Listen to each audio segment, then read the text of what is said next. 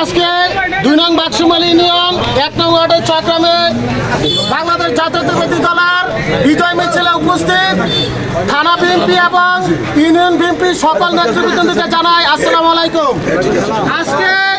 আজকে আমাদের ছাত্র জনতার বিজয়ের মিছিল, আজকে আমাদের জাতীয়তাবাদী আদর্শের সকল ভাইদের বিজয় মিছিল।